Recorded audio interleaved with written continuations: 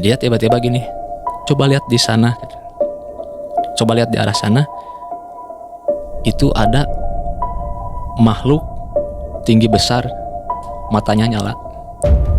Tiba-tiba matanya ngebuka. Ngebuka lah matanya. Itu yang saya rasain tuh, sorot matanya tuh bukan dia. Tajam banget ya.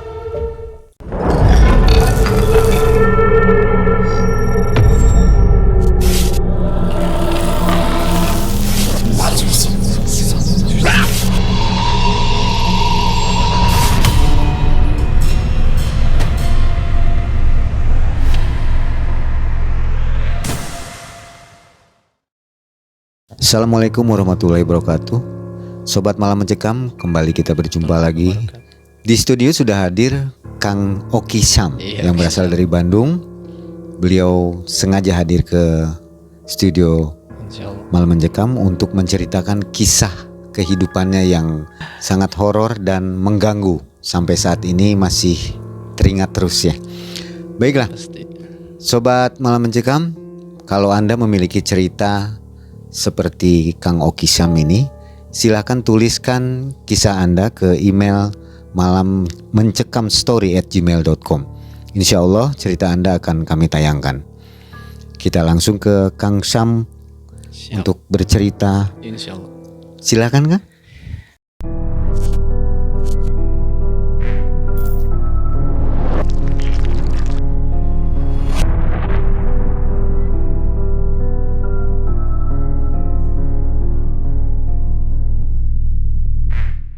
Cerita awal mulanya di tahun 2006 berarti ya, 2006 awal saya masuk kelas 1 SMA, SMK lebih tepatnya ya. Saya bersekolah di jurusan perhotelan Kang, di daerah Jalan Sukabumi. Di situ setelah selesai MOS, singkat cerita ya, dan kita udah mulai belajar normal, tiba-tiba ada guru BP bercerita tentang sejarah sekolah itu. Yang tepatnya kejadian itu terjadi 3 tahun yang lalu pas saya kelas 1. Jadi di situ ada murid kelas, tepatnya kelas 3, dia mengalami kecelakaan. Korban ini tuh 2 orang, 1 cowok, 1 cewek. Dia pacaran. Kejadiannya di hari Jumat. Menurut cerita guru BP ini, di hari Jumat, yang lain lagi Jumatan, dia malah ngider gitu. Lokasi kejadiannya di Soekarno Hatta, yang mana dia kelindes truk 2 orang ini tuh. Yang cowoknya meninggal di tempat, yang ceweknya meninggal di rumah sakit. Yang cowok ini setengah badannya tuh putus, meninggal di tempat. Yang cewek kepalanya yang kena, hancur, kalau nggak salah di sini katanya, dan meninggal di rumah sakit. Nah, itu diceritakan ke murid yang baru, yaitu kami pas kelas 1. Salah satu murid pas saya kelas 1 ya, salah satu murid ada juga yang indigo, dan itu pernah jadi pacar saya juga. Namanya inisial lah, AL ya. Nah, saya pacaran dengan AL ini selama setahun di kelas 1. Di setiap obrolan tuh AL ini selalu nunjuk tuh di sana ada makhluk ini, di sini ada makhluk ini. Dan saya yang nggak mengerti apa-apa gitu ya. Apaan sih gitu? Apaan sih, makhluk apa gitu? Nggak ada apa-apa. Itu beneran, itu ada cewek di situ. Cewek apaan? Ya, itu berdarah katanya. Bodoh gitu. Dan akhirnya walaupun saya nyoba nggak peduli, tapi terpikirkan terus, karena setiap saya bareng dia tuh selalu ngungkit apa yang dia lihat gitu, dan berusaha biar saya tuh percaya apa yang dia lihat itu, sedangkan saya nggak lihat. Sampai saya ke rumahnya, ke rumah ya apel lah gitu, apel pulang sekolah ke rumahnya. Rumahnya tuh di Kircon, pas banget deket kereta. Dan di situ ada jalur kereta. Pas deket rumahnya, kita di lantai 2 karena rumah 2 lantai, kita lagi duduk di atas nih. Pemandangan langsung ke rel kereta. Tadi adalah setengah kilometer dari rumah dia tuh rel kereta. Nah bawahnya tuh selokan kali lah gitu, kali kecil. Dia tiba-tiba gini, coba lihat di sana, itu ada makhluk tinggi besar, matanya nyala. Saya lihat kan ke sana, mana itu pas. Jadi selokannya tuh kan ini rel, tadi bawahnya selokan, kasih bentuk ini tuh gini, tebel temboknya gini, kayak kubah lah gitu bentuknya tuh. Saya tuh di situ pas ada lekukan gitu katanya. Saya lihat, mana kata, nggak ada. Beneran itu ada. Kalau emang ada, coba jelaskan gitu, jelaskan. Dia lagi apa? Dia lagi diam katanya. Lihat ke kita nggak? Enggak lihat. Nah, saya coba iseng ya, sambil ingin membuktikan apa yang dia lihat.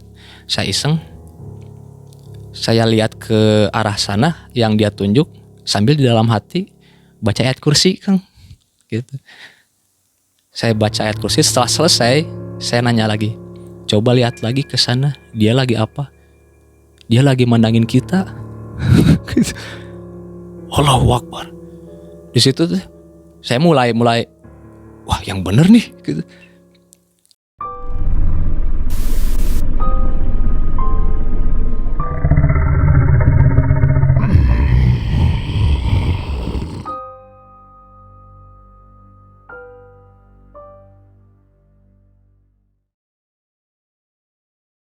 Kan saya nggak ngomong saya baca ayat kursi gitu, tapi responnya relate gitu. Kayak marah nggak? Iya dia kayak marah. Oh ya udah, aku pulang kata. Akhirnya saya buru-buru pulang, di situ pulang aja. Tapi alhamdulillah sampai rumah nggak ada apa-apa. Dan akhirnya saya jalan, ya berjalan sesuai keseharian lah gitu, sekolah, belajar. Sampai akhirnya lagi UAS itu ya, kenaikan kelas. Yang lain udah pada pulang. Nah, saya di atas nih berdua sama dia, berdua sama si AL ini. Terus si AL ini tiba-tiba gini, itu nyamperin. Apa nyamperin kata? Di atas tuh nggak ada siapa-siapa, Om. Nggak ada siapa-siapa di atas tuh. Itu yang berdarah. Yang berdarah. Ah bodoh ah kata. Ya udah biarin aja dah. Tapi walaupun saya bodoh amat gitu ya, makin lama makin takut. Di bawah yuk kata. Pulang. Kita berdiri, kita jalan tuh menuju tangga. Pas menuju tangga dia bilang gini, hati-hati keinjek itu. Keinjek apa sih? Gak ada apa-apa juga. Itu ada. Jadi kan emang ceritanya yang tadi saya ceritakan, yang meninggal kan 2 orang. Nah yang nyamperin itu ternyata si ceweknya. Yang di tangga itu cowok. Yang cowoknya itu yang setengah badan itu, setengah badannya hilang. Lagi katanya ya, kata si AL ini, dia lagi gini aja di tangga gitu, lagi kayak rebahan gitulah. Saya tuh plus takut tapi kesel juga gitu. Akhirnya tangga saya ya pas ngejek tangga, saya sengajain saya gini-gini aja tangganya sambil sedikit nendang gitu. Terus dia bilang, kamu so berani kayak. Kata gue gitu. Jangan takut kayak gituan mah katanya. Baca-baca aja udah, dia minggat. akhirnya kita ya karena ada sesuatu akhirnya kita pisah aja gitu, dalam artiannya putus lah gitu, putus. Di kelas 2 mulailah terjadi ada kesurupan gitu. Jadi di sekolah saya itu ada 2 jurusan, yang saya perhotelan sama travel. Nah, si makhluk itu tuh, si jin khorin ya, saya katakan jin khorin itu tuh berdiam diri di kelasnya UJP di travel, kelas travel. Pas di pintu WC kelas travel. Jadi bentuknya lorong nih, lorong. Pas mau belok, nah di sini pintu. Pas kita belok itu udah pintu WC gitu. Jadi mau ke kelas UJP teh melewati pintu WC itu dulu. Nah, gak tahu kenapa ada yang ke WC itu dan kesurupan di situ, nangis kesurupannya. Cuman nggak saya gubris ya. Ada apaan tuh rame-rame di atas? Ada kesurupan. Oh, kata saya belum menanggapi ya ke dunia seperti itu. Cuman doang gitu. Oh, ya udahlah. Dan akhirnya makin sini malah makin menjadi-jadi karena banyak yang takut sama dia mungkin. Kalau saya mah nggak takut sih. Tapi kalau saya sebut namanya di sini, kalau ada cewek biasanya kerasukan gitu. Karena 2 mantan saya begitu. Yang satu si AL ini, yang satu AR, katakannya AR. Sama sekolah di situ juga itu mantan saya. Pas kelas 3 mulailah terornya ke teman-teman saya, ke teman-teman seangkatan saya. Mulai ada namanya AM lah gitu ya. Dia ke air. Nah, pas dia katanya mau ngambil gayung gitu, kan di bak nih ada airnya penuh. Terus ada pantulan kan di air itu. Karena di air itu tuh di dalam WC itu jadi toilet nggak ada lampu, tapi itu kan lagi siang, jadi pantulan cahaya tuh jelas gitu. Pas dia mau ngambil gayung, ngambil air, ternyata di atas tuh ada yang nempel, katanya gitu, ada yang nempel di atas tuh. Nangis dia, buru-buru keluar nangis. Kenapa kamu gitu? Kebetulan ya dia pacarnya teman saya gitu, jadi saya merhatiin percakapan mereka. Kenapa? Itu ada itu, saya gitu. Udah terkenal si makhluk itu, udah terkenal. Jadi setiap angkatan tuh tahu aja nama si jin itu ya, si khorin itu. Jadi legend lah di situ. Akhirnya mah saya tuh agak kesel ya. Saya datengin aja ke WC itu. Datang ke WC, tutup aja. Dalam hati ya, Sunda boleh daguan ku aing gitu.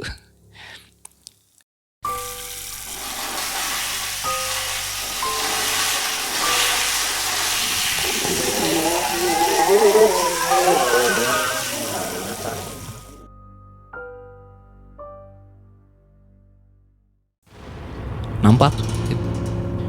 Saya lihat ke bak gini, dilihat ya gitu, nggak ada. Nah di situ mulai saya pengen lihat. Nah, awalnya di situ saya yang nanti di 2012 saya belajar yang namanya ilmu penerawangan gitu, walaupun disebutlah otodidak ya gitu, tapi ada panduannya dari guru nanti gitu. Dan kejadian kelas 3 pas perpisahan kita mau ke Punclut makan-makan, terakhir lah makan-makan bareng gitu ya. Sama si mantan saya ini, si AL ikut naik aja ke Punclut. Biasa, awalnya biasa makan, ketawa-ketawa gitu ya. Tiba-tiba si AM ini nih yang pernah lihat di kamar mandi itu ya, di pantulan cahaya air bak, kesurupan. Tapi katanya mah ini mah terlalu lapar gitu. Kalau Sundanya mah salatri gitu ya, terlalu lapar jadi emang si badannya tuh dingin gitu. Udah sembuh, bangun dia. Giliran si AL nih, iya mantan saya tuh, tiba-tiba nangis aja deh. Nangis, dia guling-guling. Kata itu tolong urus katanya. Yang lain berembuk. Jadi kita kayak bikin lingkaran kayak gitu ya. Tengah-tengahnya si AL itu. Katanya, jangan terlalu ini, katanya. Jangan terlalu kasih ruang, katanya. Kasih ruang. Takutnya ngap. Gitu. Kasih ruang aja. Akhirnya yang lain duduk lagi dan saya nyamperin. Ya pas saya nyamperin tuh si AL ini tuh karena saya nangis gitu. Gak jelas gitu nangis. Aku nanya, kenapa kamu? Gak jawab dia. Nangis aja terus ya. Woi katanya. Kenapa ngomong? Jangan nangis terus, ngomong. Tiba-tiba matanya ngebuka. Kan dia nangisnya parem itu gitu. Ngebuka lah matanya. Itu yang saya rasain tuh, sorot matanya tuh bukan dia. Tajam banget ya. Wih. Terus ke dada tuh. Dek gitu. Takutnya tuh nusuk banget. Ih, apaan nih gitu. Saya tanggepin aja udah. Apa mau ngomong apa kan? Karena di situ udah ini kesurupan gitu. Udah karena emang gampang kesurupan. Dia tiba-tiba nunjuk, kamu katanya. Kamu yang nyakitin dia. Apaan kata. Jadi ya akhirnya mah rahasia yang harusnya saya tutup gitu ya, dibuka sama si makhluk ini ya. Saya gak terima ya. Apaan kamu gitu. Kalau berani keluar gitu. Kalau berani keluar aja. Sama saya ngobrol. Mau berantem dah gitu. Akhirnya mah gak jelas lagi dia nangis gitu ya. Adalah sesepuh di situ, ibu-ibu di Punclut. Disembuhin lah sama ibu-ibu itu. Terus minta tolong ke yang lain tuh, tolong jempolnya dipijit gitu. Jempol kaki katanya, pijit sekeras mungkin katanya. Pijit, akhirnya mah dia siuman, tapi masih mau masuk tuh. Masih terus dia mau masuk. Akhirnya mah diantar pulang aja. Itu maghrib. Sampai maghrib tuh, dari beres asar sampai maghrib tuh gak beres-beres tuh. Pas mau maghrib dianterin aja, turun dari Puncut, diantar ke rumahnya. Tapi sebelum ke rumahnya tuh mampir dulu ke sekolah. Dan di sekolah jadi lagi.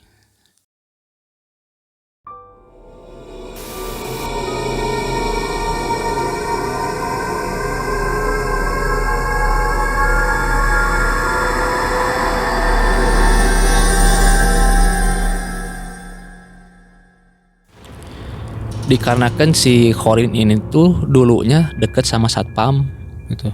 Akhirnya yang menghadap itu satpam. Dan satpam ngerti gitu ya. Kayaknya dia bisa juga gitu. Terus diusapin aja, kenapa Neng? Kenapa? Bapak, aduh merinding. Bapak aku kangen kayaknya gitu. Gak ada yang nengokin lagi kayak gitu. Tapi di situ karena saya diajarkan sama orang tua ya gitu tentang agama gitu, jin itu pembohong gitu. Itu mah akal-akalan aja biar dia tersorot aja gitu. Menurut saya begitu. Akhirnya mah tanpa alas kaki si AL ini yang kesurupan tuh pergi ke warung belakang sekolah, yang mana pemilik warung itu yang sekarang udah almarhum ya, udah meninggal. Pemilik warung itu sama juga bisa ngontrol jin ya gitu. Bisa masuk dan mengeluarkan lah gitu, controlling. Akhirnya mah dikasih air dan diciprat-ciprat gitu.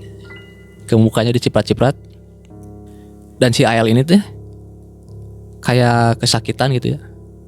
Ampun gitu. Ya udah makanya keluar pulang gitu. Dan akhirnya kata si Om ini tuh yang pemilik warung, bawa dia jauh dari sini, nanti juga udah dia hilang. Akhirnya mah ya udah anterin pulang. Ternyata benar, di tengah jalan tuh udah sadar sepenuhnya ya si Ael ini tuh. Cuman kaget dia gitu. Loh kok ada di sini kan gitu. Iya kamu tadi kesurupan gitu. Oh ya makasih udah nolongin. Udah aja di situ. Dan akhirnya mah kan pelepasan siswa gitu kan. Tapi saya masih ada kegiatan di sekolah. Salah satunya karena saya dekat dengan guru ya, saya dijadikan pengospek siswa baru gitu di situ. Mos pertama tuh yang kita dampingi itu di Subang. Nah kita ke Subang lah. Cuman si legend ini tuh, legend sekolahan tuh ikut dia sampai sana ikut. Dan akhirnya di sana pun kalau nggak salah ada yang kesurupan gitu. Cuman saya nggak peduli gitu. Dan akhirnya saya baru tahu lah kalau teman saya yang sehari-hari setiap hari dekat ya, teman yang paling dekat, ternyata dia juga bisa. Dan itu turunan. Tiba-tiba di malam itu di Subang memediasi diri sendiri gitu. Begitu. Jadi dia tuh setelah ada kericuhan kesurupan, dia nyamperin saya, teman saya tuh namanya Firman ya sebutnya. Firman itu ngajak ke tenda. Saya ikut aja sama Firman ya ke tenda. Di situ dia melakukan sesuatu lah gitu. Mediasi, jadi seperti macan dia. Macan dan bilang gini, Kade malam nu goreng, Jumat malam Sabtu, cing loba ngadoa, ulah mijah teuing, sok ku eyang dijaga gitu ngomongnya teh sambil dia kayak macan keliling-keliling gitu. Saya tahan pun berat ya, nggak ketahan gitu. Akhirnya mah, oh mohon eyang makasih udah mau jagain kita gitu. Di itu Kade gitu. Dia nunjuk kalau nggak salah 2 atau 3 tempat lah gitu. Hati-hati, di sini bisa ditahan, di sana bukan tanggung jawab yang gitu. Kalau melanggar, akhirnya mah ya kita nurut gitu.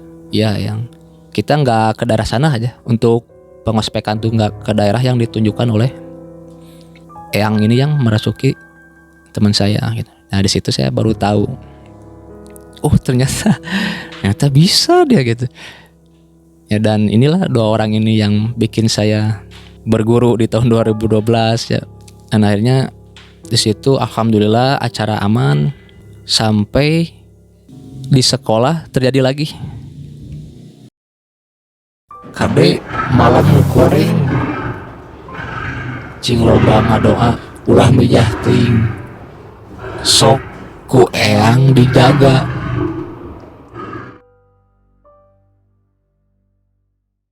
Padahal di lokasi mos itu, tapi pas pulang semua kesurupan lagi gitu, kesurupan massal malah. Nah itulah yang bikin saya, ini saya harus bisa gitu. Gimana caranya? Saya pengen bisa lihat, saya pengen bisa ngobrol, saya pengen bisa usir yang ganggu gitu.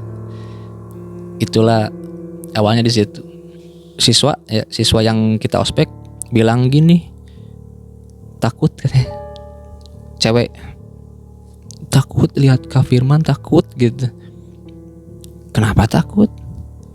Iya dia itu bukan merinding. Itu bukan Kak Firman katanya. Bentukannya gimana? Pakai jubah kan gitu.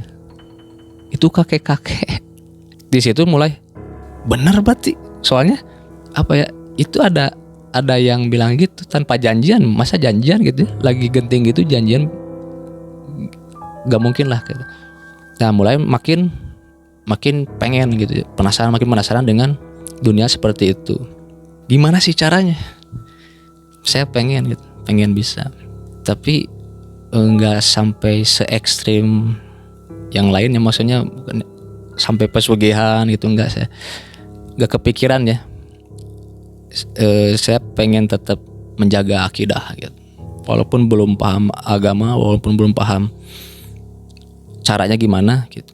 Cuman saya dibekali oleh orang tua, hati-hati jaga akidah gitu aja udah, orang tua tuh. Jangan musyrik katanya. Nah, selepas dari situ mulailah kita suka explore tempat-tempat angker sebelum ada. Nah, saya sama teman saya yang Firman ini sering tuh explore. Misalnya ke Taman Makam Pahlawan gitu. Terus ke Taman Lansia, dulu angker banget tuh Taman Lansia. Nah, ini ada juga kejadian lucu ya. Saya coba ngajak Firman gitu.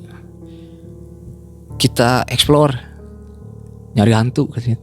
Kita nyari jin. Siapa tahu dapat gitu. Saya cuma pengen lihat aja gitu, lihat terus bisa gak ngobrol gitu. Ternyata pas ke sana nih, ke Taman Lansia gelap tuh, sama sekali gak ada lampu itu dulu. Itu tuh berarti di tahun 2010. Ya, akhirnya kita masuk nih ke Taman Lansia. Saya agak deg-degan juga di sana karena emang benar-benar gelap gitu. Kan ada jembatan tuh di Taman Lansia. Di situ kok aku ngerasa takut gitu. Takutnya beda gitu. Kalau ini cuman sukmanya aja kita yang kena tuh. Tiba-tiba takut aja gitu. Karena kan sukma kita juga goib ya. Mungkin berinteraksi duluan sama makhluk seperti itu ya. Makhluknya jin sama jin. Tiba-tiba kok takut banget. Padahal saya disebut pemberani enggak juga sih, cuman saya anti takut gitu. Gak mau kalau takut gitu. Kalau ada rasa takut selalu saya tolak gitu. Nah, akhirnya mah lanjut ke 2011 jadian aja ya. Pacaran lah sama adik kelas gitu. Pas mau ke setahun mulai nih si namanya AR ya. Si AR ini mulai aneh. Mulai banyak desas-desus, kesurupan gitu. Awalnya mulai cerita dia, itu temen saya kesurupan katanya gitu. Kesurupan gitu. Pasti si ini ya gitu. Inisialnya D lah gitu. Coba tanya aja, kenal gak sama saya gitu. Sebut aja nama saya Oki gitu. Dan benar ternyata kejadian lagi kesurupan. Dan si hantunya itu kenal sama saya. Sampai kenal itu sama saya, sama Firman itu kenal gitu. Karena saking seringnya kesurupan dan saking seringnya saya ngobrol gitu sama yang orang kesurupan dulu, sama si D itu. Tapi interaksinya lewat orang lagi gitu ya. Yang kesurupan saya tanya, kenapa kamu kayak gitu. Dia sempet ya, si D ini tuh, si hantu ini kan sempat marahin saya karena mantan saya dulu gitu. Dan akhirnya sudah itu normal lagi. Mulailah ke si AR ini yang sekarang jadi pacar saya. Mulai mual-mual gitu. Mulai bolong lah ininya ya. Mulai lembah Yuni lah gitu. Nah, akhirnya mah saya harus bisa gitu. Saya harus belajar ini buat ngelindungin gitu, buat ngelindungin orang-orang yang diganggu nih sama kayak gituan. Mulailah saya cari ke siapa gitu ya. Saya tanya ke temen, ternyata bapaknya temen ada yang bisa gitu, bisa, dan dia punya buku hasil dari perguruannya gitu, buku panduan lah gitu ya. Isinya tuh kayak mantra-mantra gitu ya. Ada lafal Al-Quran gitu ya. Saya terima aja buku itu ya. Saya buka. Yang paling pertama tuh harus mandi. jam 12 malam. Akhirnya mah ya karena saya pengen bisa gitu. Saya pengen yang namanya ilmu penerawangan gitu. Emang banyak yang bilang kudu ya guru sih, harus ada yang nuntun itu. Bodo amat dah, ini udah ada gitu. Tapi jangan dicontoh ya otodidak ini. Akhirnya mah ya saya lakoni itu. Mulai dari pertama mandi, udah mandi ada hafalannya, harus dibaca termasuk syahadat lah gitu. Nah saya fix ngambil dari situ karena nggak ada kayak sesajen gitu ya, nggak ada sesajen, jadi aman ini, aman dari akidah menurut saya ya waktu itu ya, aman ini mah. Terus harus puasa putih, puasa wedal juga ada di situ, puasa wedal, puasa mutih. Saya lakoni dulu puasa mutih, nyobain nih 3 hari puasa putih sambil wirid setiap malam. Itu belum ada keanehan gitu, jadi mungkin kurang puasa wedal. Saya puasa wedal lah sesuai dengan panduan itu. Dan yang pertama kejadian hasil dari apa yang saya amalkan itu di rumah sendiri, padahal ya saya habis dari luar, lupa lah dari mana. Yang jelas saya masuk ke rumah terus saya tidur. Karena itu bukan jadwal wirid gitu. Jadi saya tidur.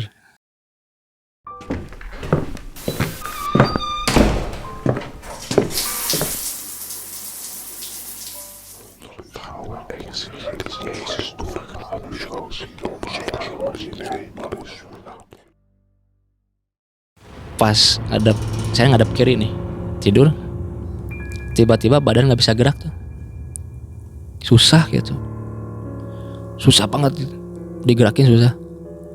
Itu awal mulanya saya ngerasain ketindihan gitu. Cuman belum paham ya waktu itu karena baru belajar gitu, walaupun belajar sendiri gitu. Nah tiba-tiba saya kan tidur di atas nih, 2 lantai rumah saya tuh.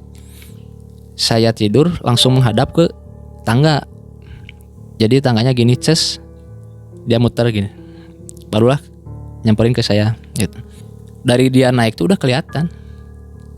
Saya gak macam-macam dulu ya pikiran tuh. Merasa aman aja gitu. Pas dia makin nambahin, wah, ini kata. Saya di situ berusaha tenang. Saya nggak dulu baca-baca. Dibiarkan aja gitu ya. Karena pengen tahu dia mau ngapain nih gitu. Dia makin deket, saya tetap gak bisa gerak tuh. Gak bisa gerak saya. Saya coba gimana juga, cuman emang agak ngap ya gitu. Agak ngap sih.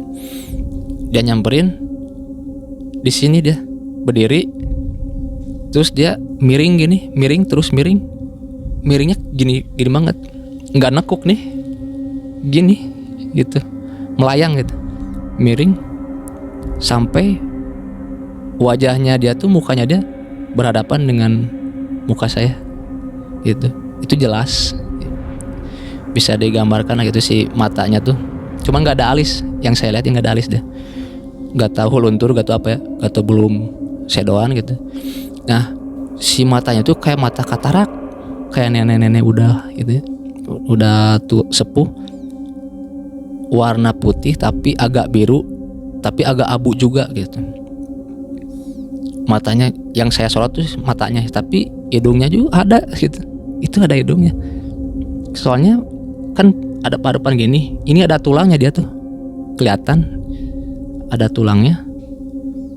Terus rambutnya jatuh gitu. Dari dia miring tuh, yang jatuh duluan tuh emang rambutnya, jadi kayak gini lah gitu. Terus bibirnya juga kelihatan gitu.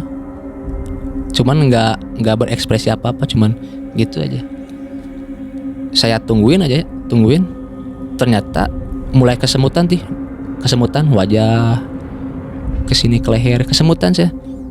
Nah saya baru sadar itu, ini mau masuk kayak gitu. Barulah saya baca ayat kursi langsung dengan tenang. Saya berusaha tenang. Di situ emang kondisinya nggak karuan ya. Takut ada, tapi saya pengen ngelawan rasa takut. dan penasaran juga ada gitu, campur aduk. Setelah saya merasa oh ini bahaya, baca ayat kursi, anehnya hilang dia. Hilangnya tiba-tiba sep gitu aja. Kayak tulisan nih di papan bor dihapus kayak gitu. Hilang dan saya jadi lega lagi gitu. Enggak ngap. Kayak ada yang datang kayaknya sukma atau apa ya gitu. Puk. Normal lagi aja gitu. Saya duduk kayak gini, saya diam sejenak gitu karena capek, plus saya nyuruh dia balik gitu, sok balik deh gitu. Sundanya mah ya, saya udah sadar nggak tidur lagi nih gitu, sini saya tungguin gitu, nggak ada gitu. Saya pengen aduin kekuatan dia ya, yang katanya mah energi dia sama energi Allah gitu, senjata yang Allah kasih, ayat kursi, surat-surat yang lain lah, surat-surat ruqyah gitu. Saya dari dulu dibekelin itunya, ini hafalin gitu. Tergantung orang yang bacanya. Kalau yakin insya Allah itu jadi obat, apapun suratnya. Ya akhirnya mah saya bentengin diri, ruqyah mandiri, udah Al-Fatihah, saya praktekin aja gitu ya. Saya tungguin gitu. Mana katanya? Kenapa beraninya pas saya tidur gitu? Berarti emang bener bangsa jin tuh pengecut gitu. Ini saya lagi sadar nih gitu. Terus saya marah-marah di situ. Cuman kan saya tuh udah mengamalkan itu, puasa gitu. Kontak batin tuh ada itu. Kayak ada yang jawab. Jawabnya gini, tungguin aja gitu. Kesini ya. Tapi saya belum ngeh ya. Ini halu kali gitu. Ya udahlah, saya jawab lagi gitu. Silahkan gitu. Silahkan. Bukannya so jago ya, tapi emang menurut saya mah jangan sampai takut sama makhluk gitu. Takut mah ke Allah aja udah gitu.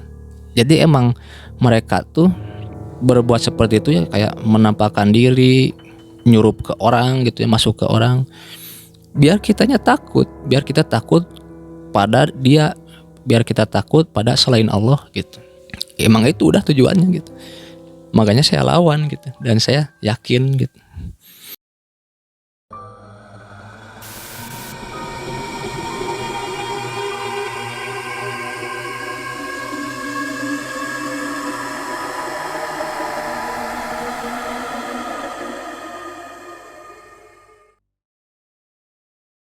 Ya akhirnya mah udah kejadian itu, saya diajakin kerja di kebun kawung dulu. Saya ini masih pacaran gitu sama yang AR ini, masih pacaran. Dan saya kerja di kebun kawung, dan bangunnya bangunan Belanda.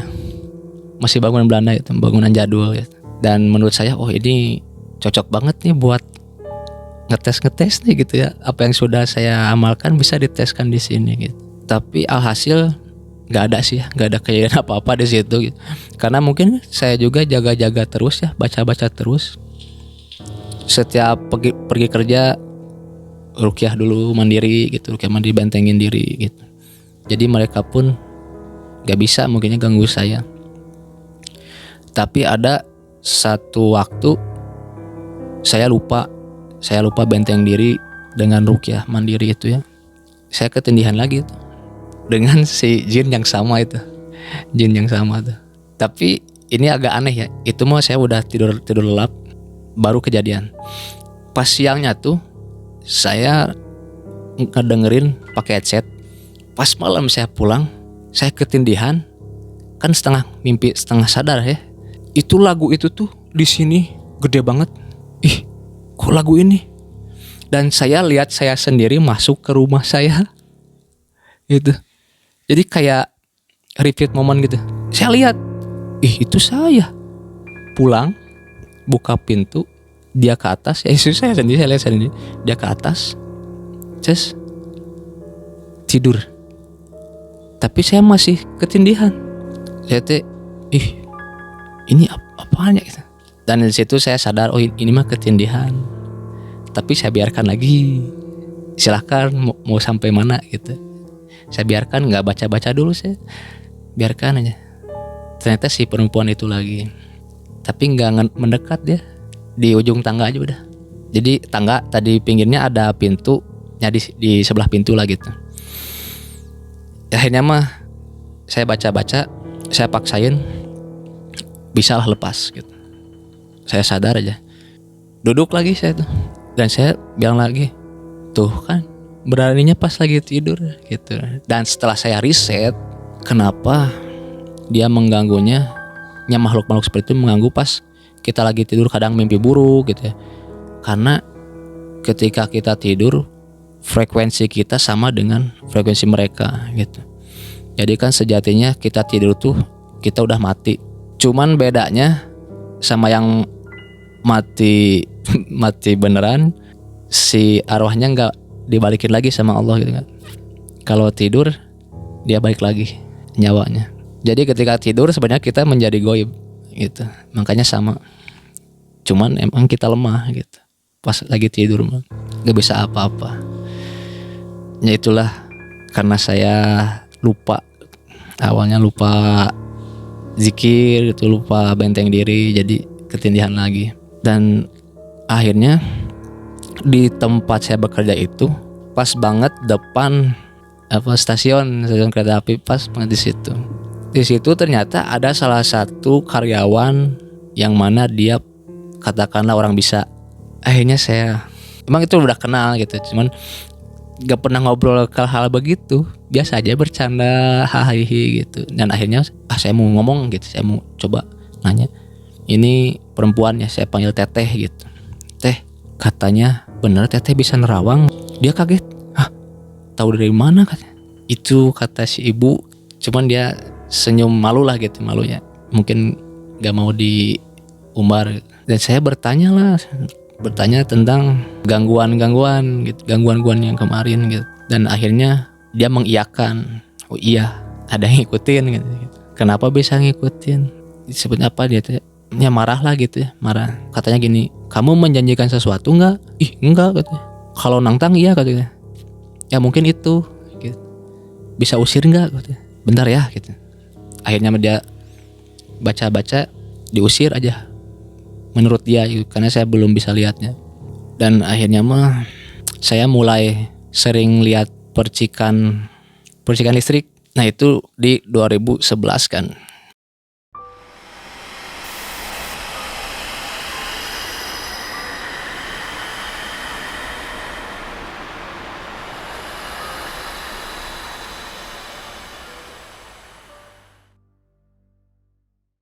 Yang mulai kelihatan, tapi saya belum bisa mengatakan ini berhasil ya, apa yang saya amalkan gitu, karena mungkin kurang maksimal, nggak ada yang nuntun, karena nggak ada yang guru, saya belajar sendiri gitu, atau mungkin cuman halu gitu ya.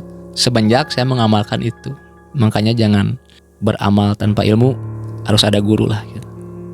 Ya akhirnya mas saya mulai sharing sama si Teteh itu. Teh, awalnya gimana sih gitu. Lumayan berat sih katanya gitu. Teteh mah di pesantren baheula gitu. Gimana? Coba kasih sedikit petunjuk lah ya, petunjuk atau kisi-kisi lah gitu. Saya teh pengen bisa gitu, pengen bisa menerawang gitu. Bisa aja kalau bisa belinya mah gitu kan. Pelan-pelan aja deh. Teteh ajarin pelan-pelan kan gitu. Jangan langsung gitu. Bisi gila katanya. Enggak teh, siap kata. Akhirnya dia yang ngasih amalan mulai dari tahun kemanapun kamu pergi tahun gitu. Saya di motor tahun, alhamdulillah gitu, terus aja gitu sampai akhirnya pokoknya mas kita pindah ke Sumedang. Nah di sini yang sering saya alami gitu, kejadian-kejadian aneh dan lucu. Dan akhirnya karena lokasi si Teteh ini di Sumedang, jadi saya harus pulang pergi ke Sumedang lewat Cadas Pangeran. Ya akhirnya mah saya sambil belajar dikit-dikit ke si Teteh ini, dan sering bertanya juga Nah terus saya tuh dikasih cincin sama teman saya Firman ini. Ya ada kodamnya itu, ada kodamnya dari eyangnya gitu, macan lah gitu. Kalau nggak salah saya tuh belum ambil itu ya, belum diterima lah gitu. Tapi saya sering nanyain bener nggak gitu ke si teteh ini kodamnya apa gitu. Teteh sering ngejawab gitu. Ini ada disebutin sih nama-namanya, cuman saya lupa ya nama eyang itu, ini eyang anu disebutin sih, cuman saya lupa nama-namanya. Ya sampai suatu ketika nih ada kejadian lucu tapi serem juga ya. Ya akhirnya mah saya beres aja kerja di situ dan saya hidup lagi di Bandung gitu ya, singkat ceritanya mah. Dan pas saya kerja di Bandung, saya jadi sering bolak-balik ke Sumedang lewat Cadas Pangeran. Perginya apa? Siang atau sore, pulangnya malam banget tuh. Walaupun nggak pernah sendiri ke sana karena saya nggak berani sendiri. Ya akhirnya mah di situ saya sering bolak-balik. Nah di jalan di Cadas Pangeran tuh kan saya pakai sorban putih nih buat masker gitu ya. Terus ini spion nih, kata si teteh itu ya, kalau pulang punten jangan nengok ke belakang ya, minimal sampai Jatinangor. Iya teh, saya nggak nengok ke belakang tuh di Cadas Pangeran tuh, cuma lihat spion.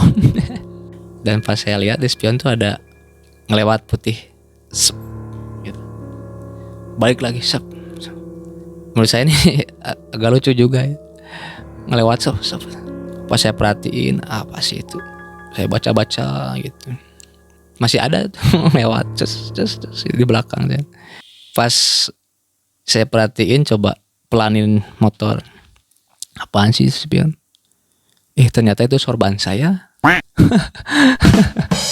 Sayanya aja terlalu parno gitu. Pas begitu, wah, saya giniin aja, ternyata sorban gitu. Giniin aja ke depan biar nggak kebawa angin gitu ya. Pas saya ke depan, itu ada yang beneran. Di depan tuh ada, tapi itu monyet putih tuh di Cadas Pangeran loncat ya. Agak kaget ya, ada gitu, cuman karena saya udah merasa udah dikasih benteng gitu ya, saya tenang aja gitu. Sambil saya baca terus ayat kursi, bolak-balik terus ayat kursi sampai di Jatinangor. Akhirnya mah ya kita berhenti aja. Nah ternyata ada teman kita yang diganggu gitu, karena kan kita ke Sumedang tuh beberapa motor, ada motor yang diganggu ternyata di belakang.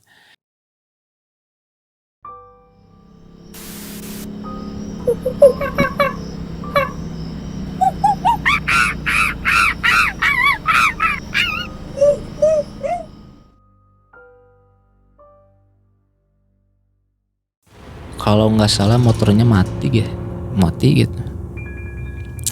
Terus nggak lama kemudian nyala lagi gitu, tapi nggak ngerti matinya kenapa gitu. Terus pas pulang pada sakit dia gitu.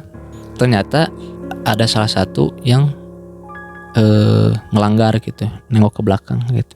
Karena si teteh ini berpesan pada semua gitu, jangan nengok ke belakang pas pulang. Teman saya menengok ke belakang gitu. Istilahnya apa, nggak taat mungkin ya. Hanya pas dia nyampe Bandung pada sakit, orang-orang yang penasaran mungkin ya, ada apaan sih di belakang gitu. Nah skip dari situ. Nah di sini nih mulai agak ekstrim ya. Saya pindah kerja, akhirnya mah keterima kerja lagi. Saya masih berhubungan dengan teteh ini ya. Saya kerja di daerah Dago, Ciburial. Emang sih daerah situ mah katanya pembuangan gitu, katanya pembuangan di situ. Hal yang pertama dialami itu temen saya kan di sana kerja sebagai front office ya, penerima tamu gitu. Jadi jarang sekali main ke kamar gitu ya, kecuali nemenin gitu, beberapa kali nemenin rekan yang lain lah gitu. Awal-awalnya mah cuma dengar doang, meja gerak sendiri gitu ya. Setelah beberapa bulan saya dapet lah shift malam. Yang pertama kejadian tuh, saya ada yang manggil, Ki, kata Ki, sebelah kanan. Jadi sebelum front office tuh di pintu masuknya tuh di gerbang ada gamelan. Ya lorong lah gitu, lorong menuju ke front office-nya, kanan kiri itu gamelan. Nah saya tuh pas shift malam, saya udah beres-beres aja ya kerjaan, saya mau ngerokok di luar, pengen lihat yang pada main gaplek lah gitu. Ada para security gitu, lagi nunggu giliran jaga.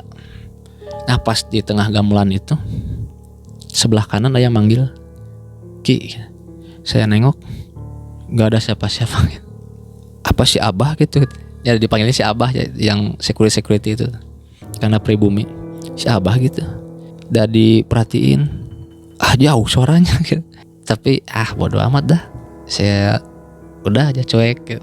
Itu kejadian pertama. Besoknya ya masih normal gitu, masih normal. Dan beberapa lama makin kesini tuh makin merasa takut. Saya nelpon aja ke si teteh gitu. Teh, kenapa takut ini? Sebentar, ambil air wudhu katanya gitu. Ambil air wudhu, harus ke bawah. Malam-malam. Akhirnya saya ambil wudhu lah. Naik aja ke atas, naik lagi ke atas. Alhamdulillah aman itu. Malam itu aman. Cuman ada satu kejadian, lupa gak ngapa-ngapain, gak zikir, membentengi diri dengan ayat ruqyah. Ada satu malam mau tidur, pas saya tidur benar-benar terlelap tuh, ketindihan lagi tuh. Saya diserang lagi pas ketindihan tuh. Itu mah benar-benar jelas ya. Bener ada tuh Mrs. Kun tuh. Si Kun Mrs. Kun datang. Pintu tuh nggak ditutup, kalau nggak saya nggak ditutup, cuman setengah ngebuka gitu. Dia masuk aja. Kan saya gini nih, saya kan tidur nih. Jadi si kaki tuh gini kan, ini kaki saya nih. Dia nyamperin di sini, di sini. Terus ya ini agak menggelikan juga ya. Si tangan dia tuh menuju ke sleting saya. Dari situ saya panik ya. Kata. Sedangkan yang namanya ketindihan nggak bisa ngapa-ngapain ya. Saya buru-buru baca sambil rusuh gitu, baca. Alhamdulillah selamat dari pemerkosaan. Saya buru-buru nelpon aja. Subuhnya saya nelpon, teh tadi malam ceritain lagi nih. Kenapa kayak gitu katanya? Ya itu karena kamu mengamalkan sesuatu itu. Jadi karena saya tertarik dengan dunia mereka, mereka pun tertarik dengan saya. Makanya orang-orang indigo sering gini, ya kata si Jin ya, saya mah seneng sama si teteh itu. Kenapa? Karena dia bisa lihat dunia mereka gitu. Jadi mereka tertarik. Oh gitu kata teteh. Berarti tidak dipungkiri bakal banyak yang suka ya. Iya kata si teteh. Iya pasti. Kalau kamunya nggak jaga-jaga dengan ayat ruqyah mandiri gitu, mandi ayat, ya bakal kayak gitu. Makanya harus sepintar-pintar kita aja. Ya makanya di situ mulai saya pengen ngelepasin lah gitu. Pengen lepasin tapi bingung gitu, bingung harus gimana ya mengakhirinya. Ya sobat malam mencekam, saya akan ke Kang Sam dulu nih. Kang Sam, iya. Dari cerita yang bagian pertama ini, sebenarnya apa yang Kang Sam ingin sampaikan ke audiens kita? Ada. Kalau ilmu dunia bolehlah otodidak ya. Maksudnya dunia kita ya gitu. Tapi kalau masalah gini mah harus ada guru ya. Jangan coba-coba ya. Iya, jangan coba-coba lah, kayak pengalaman saya ya. Ada buku panduan dilakoni gitu. Akhirnya diganggu. Saya diganggu selama itu, diganggu gitu. Setiap mau tidur ketindihan. Kalau lupa baca ayat ruqyah ketindihan pasti itu. Pasti gitu. Diganggu, gak nyaman. Jadi mending jangan dah gitu. Mending jangan ya. Mending jangan aja. Kang Oki sendiri merasa kebingungan akhirnya ingin melepaskannya ya. Bingung akhirnya. Jadi sering minta tolong ke yang bisa juga gitu, tolong. Ingin melepaskan ini Kang Sam mencari kesana kemari ya. Sebenarnya nggak mencari-cari. Mencari karena ada guru lah atau apa ya. Karena ada si teteh ini ya. Oh iya. Dia bisa juga gitu. Sampai di situ dulu Kang Sam. Siap. Ceritanya disambung ke episode selanjutnya nih. Siap. Untuk sobat malam mencekam yang ingin ceritanya dilanjutkan Kang Sam ini, silakan komen di kolom komentar ya. Kita tunggu ceritanya, seru nih. Insya Allah. Untuk anak muda cocok sekali ini. Kang Sam punya medsos, Instagram Ada atau medsos. Facebook atau Twitter? Medsos ada, medsosnya Nanti kita tulis aja ya di depannya. Upper Cup Bandung. Itu saya pakai medsos itu sih. Oke. Nanti kita tuliskan nih. Kalau Instagram, kalau Facebook nama saya sendiri. Oke. Siap. Terima kasih Kang Sama-sama. Okisam. Kita tunggu cerita selanjutnya. Insya Allah. Assalamualaikum warahmatullahi wabarakatuh. Waalaikumsalam warahmatullahi wabarakatuh.